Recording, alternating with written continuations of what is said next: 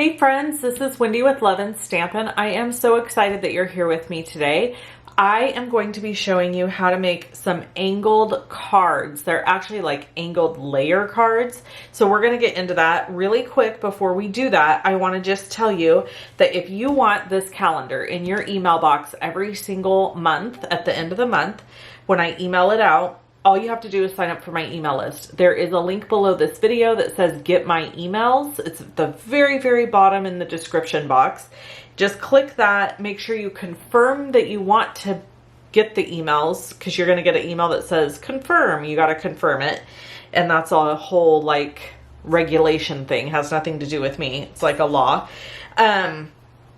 And then you'll get this every single month from me. And then I also keep you up to date on anything else that's happening, either with my business, with Stampin' Up, whatever's going on, that kind of thing.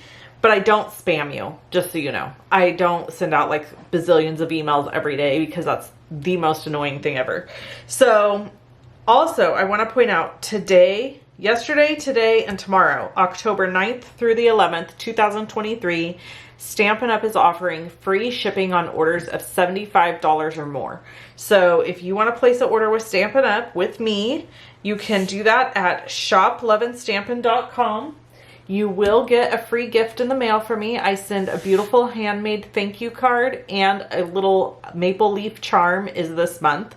Every month I send a different charm. So like one month was these little flamingos, and you can collect them, and I have them on my scissors, I have them on my tweezers, I have one on my keychain, you know, different places, fun things, just something fun to collect. So that is what you get when you place an order with me. You can also use my punch card. I have a rewards punch card.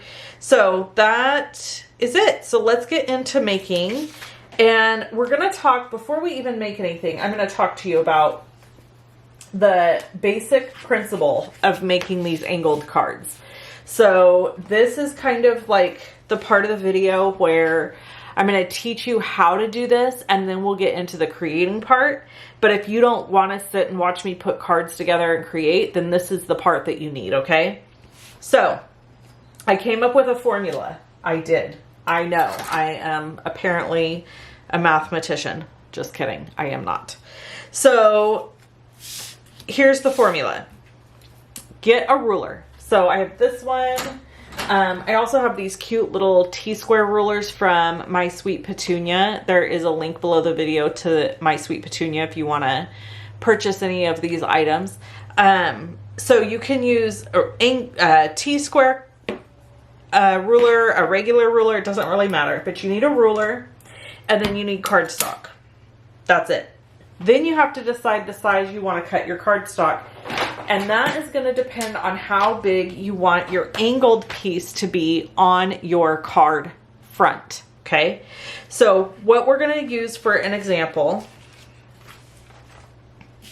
to start out is we're going to use a 5 by 4 inch piece of cardstock. Okay.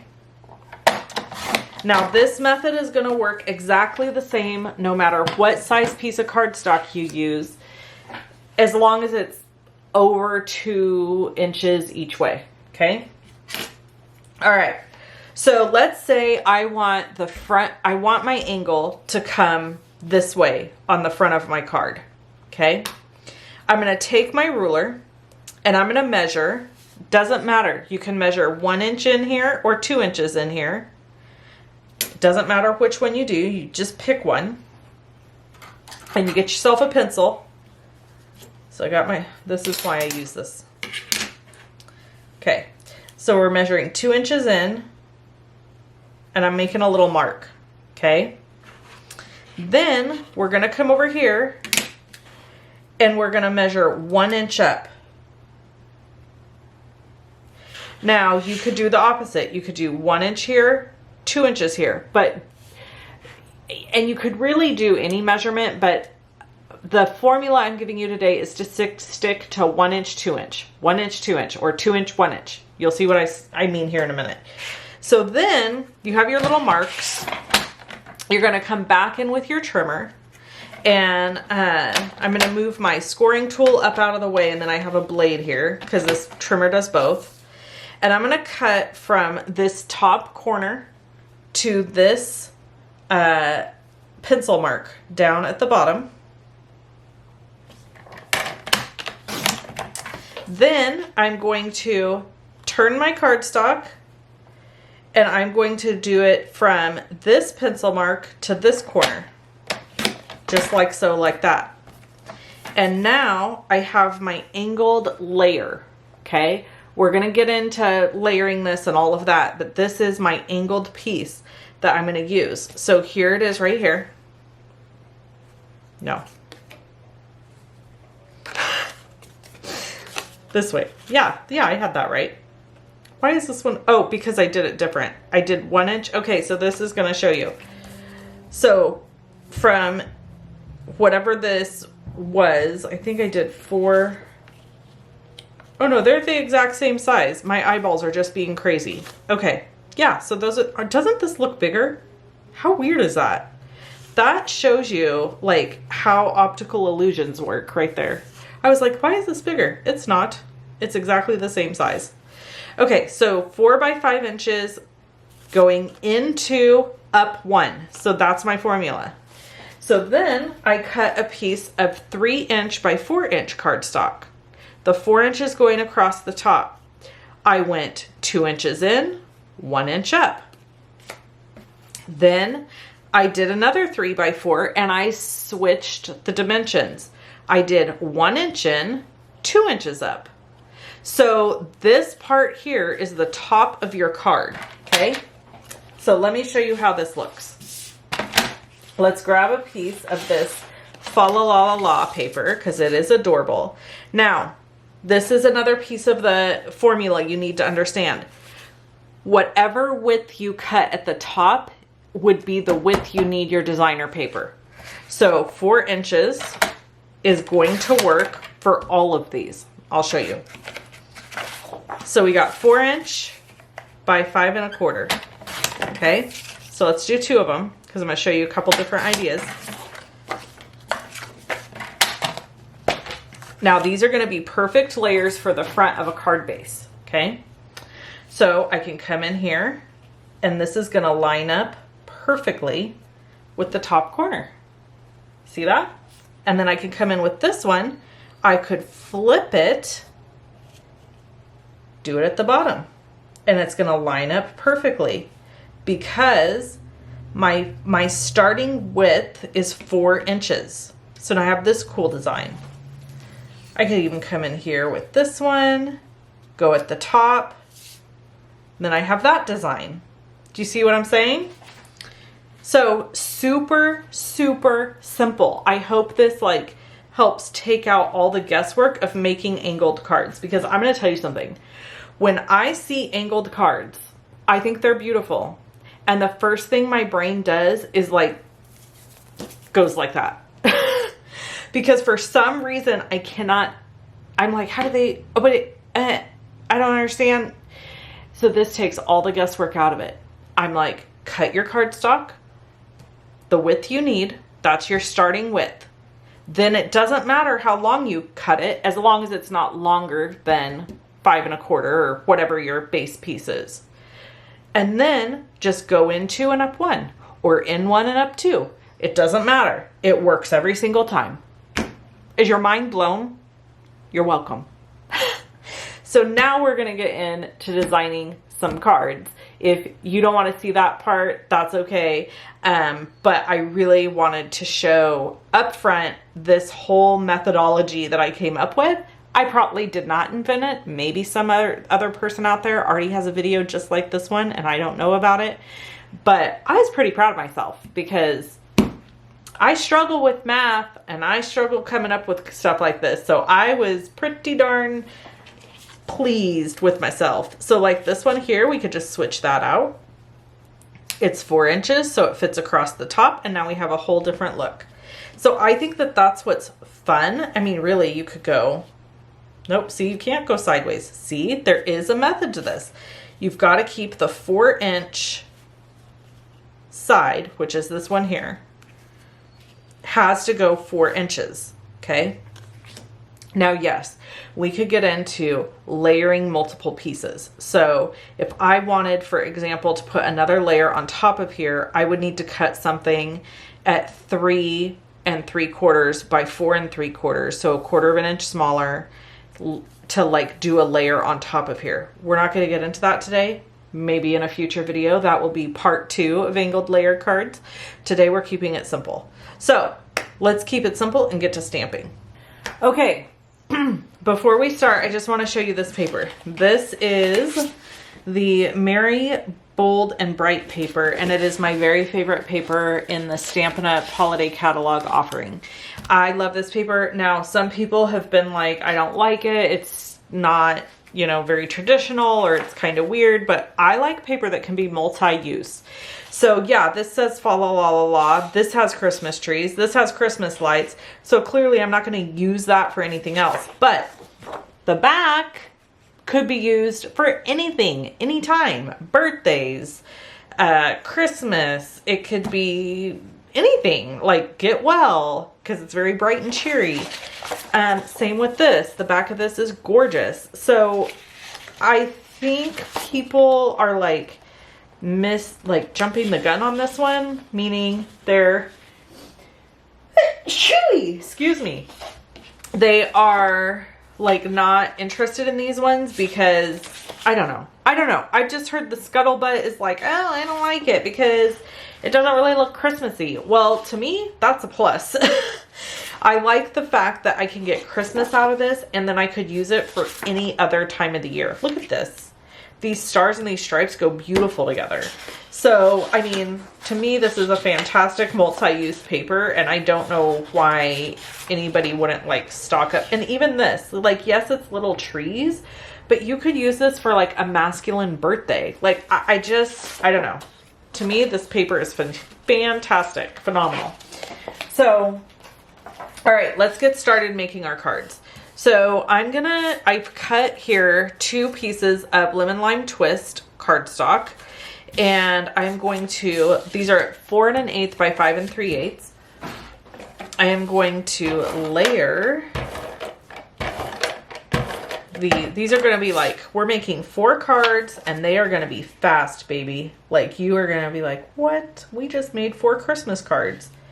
So if you were wanting to make Christmas cards to get out in the mail, I don't know about you, but I've already started mine.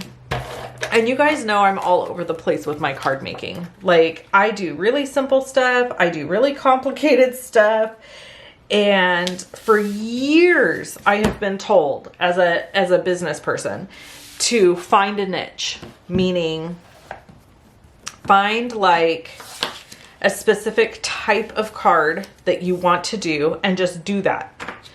And so I'll give you a good example of somebody. Her name's Laura Basson. Laura Basson, I can spot one of her cards a mile away. They're almost always rainbows, and she just has this very specific, it's clean and simple, but and when I say rainbows, I mean rainbow color. And oh gosh, let me show you the stamp sets. I'm using More Wishes, and I'm using Festive Fun. Okay, all right. So, I could spot one of her cards a mile away. I know it immediately when I see it, and there's nothing wrong with that. But, I would not go to her blog or what she does for specific things because she kind of does the same style over and over, which is great for her. And then the other thing about that, this is Poppy Parade, by the way, is she has created quite the niche. People know exactly what to expect from her, and that is a good thing. So I feel like there's pros and cons to all of it. And for me personally, sometimes I just want to make a really quick, clean and simple, easy card. Other times I want to get fancy. And you know, so my card making's all over the place. And that's just how it's going to be. Okay, so we have we have Christmas, and now we're going to add Mary. and I am going to stamp. You know what? First, let me make the decision. I'm going to stamp my other one with Christmas first. So I'm going to grab my other 4x5, put it in here. But first I'm going to clean this one off. Oh, drats. Okay. I'm going to have to just reposition it because my scrubby thing that I use on here is dry. So I need to take it in the house. That is one thing. I have my own little studio out here where I'm working right now, but I have to tell you, I didn't have any, like I didn't have a sink put in here. There's no potty, so I'm not complaining. This is a first world problem moment. I'm just saying, if I need water, I have to go in the house to get it. And that's not very convenient when you're filming a video. Okay. I'm going to set this here just to protect. Well, that's not really going to work, is it? No, it's not. So forget about that.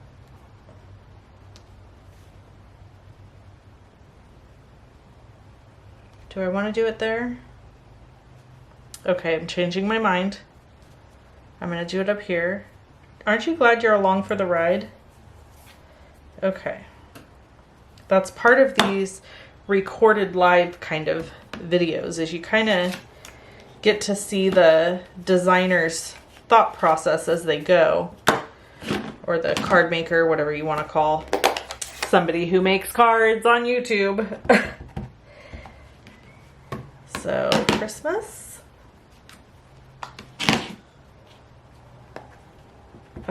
That's a little muddy with red. I should have stamped the green first, but it's all right. I'm not going to worry about it. Okay, so since we already have this one in here, I'm going to pull this one off. I'll clean that in a minute. And I'm going to grab the wishes. Okay. And we're going to overlap the wishes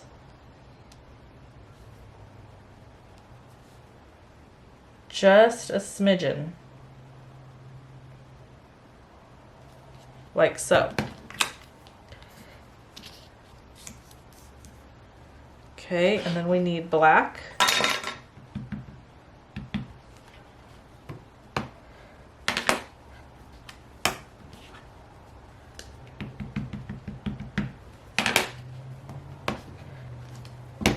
How fun is that? Okay, we'll set that guy aside. We're gonna bring this one in. You know, I could just stamp wishes right over that and it would look cool, but I'm not going to. I'm gonna remove that one, clean it in a minute, and I'm gonna add Mary right here.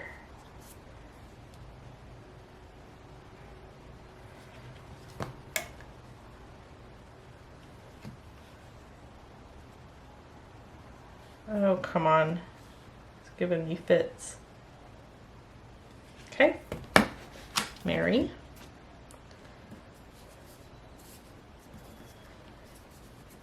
Now, the beauty of these is you could sit one evening with your Misty.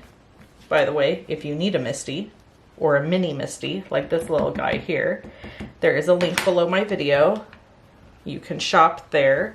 I am an affiliate with Misty, but it doesn't cost you any extra money to shop with me or through my link, okay? Just so you know. Okay, so you could sit one evening and just make these. Like, how fun and easy. If you pre-cut all of your images, or all of your angle pieces, that's all you would need is ink and your angle pieces, and then sit in the house, sit in front of the boob tube. That's what we call it here sometimes. And create. There's one card. Even better yet, make them all the same, right? So like I switched mine up just for fun, just to give you guys a few different ideas, but you don't have to do that. And I can see I have a pencil mark right here, so I'm going to erase that really quick. Okay, so there's 2 cards done that are adorable. We're going to put them on a card base, don't worry, because you need the full effect, don't you? So now I've got Poppy Parade cut at 4 1/8 by 5 3/8. I'm going to come in with my ATG gun. I really don't love using that thing on camera. I tell you guys that probably all the time, but it's just so big and bulky, but it's really handy when you're mass producing. I have linked to this over on my blog if you want one of these. They're not real inexpensive. They're kind of pricey, but the refills for them are cheap. So, and I think it's something like 72 yards of adhesive when you use this thing. And so you end up, and I've never had like a card fall apart or anything like that. Like it holds up good. All right, so there's that. Now, I got to stamp this feller. So I'm going to bring this in, put it up in my corner, okay, and grab my magnet. Oh, you know what? I need to remove this because now I'm using this other. Well, hi, Skeeter. Skeeter has just joined us. She's laying down, waiting patiently for mommy to feed her. That's what she's waiting on. Okay, and then we're gonna close that. And I'm gonna use Poppy Parade because I just think it's one of the best colors ever. So pretty. And this one says, Happy Christmas Wishes. Okay. So that one's done. And then we're gonna put this one up in the corner like so. You know what would be fun? Let's have this one go on the bottom. So we're gonna do that. I'll put this here. I need to clean this off really quick. So I'm just gonna pull it off of my Misty. And I have a Stampin' scrub right here. And I just do this. I actually had a friend asking me the other day how I clean my stamps on my Misty. And I was like, well, lots of different ways. So this is my main way, is I just pull them off and clean them like that with my finger on my Stampin' scrub. Although, look at, I just got that one a mess. And then the other way is when I have my chamois wet, I would normally use that, but I don't have it handy right now. Okay, so we're gonna do that and ink this up and pray that oh, look at me, I had good placement. Yay! So obviously the sky is the limit. I'm keeping things extremely simple today by just stamping sentiments. But you could honestly, like, you could stamp images, you could layer, you can do all kinds of fun stuff. So now we're gonna add this piece just like this. Let's do this one first, just because I wanna make sure that's dry. I don't know, sometimes in my head, I'm like, it's red ink, so it's not gonna be dry. I don't know why. Isn't that weird? Okay, so we're gonna add this piece like that. And then this piece will go here.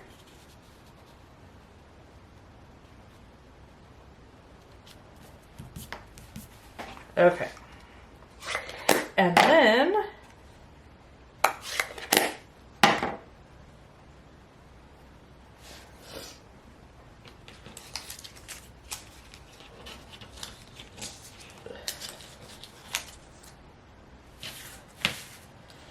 we have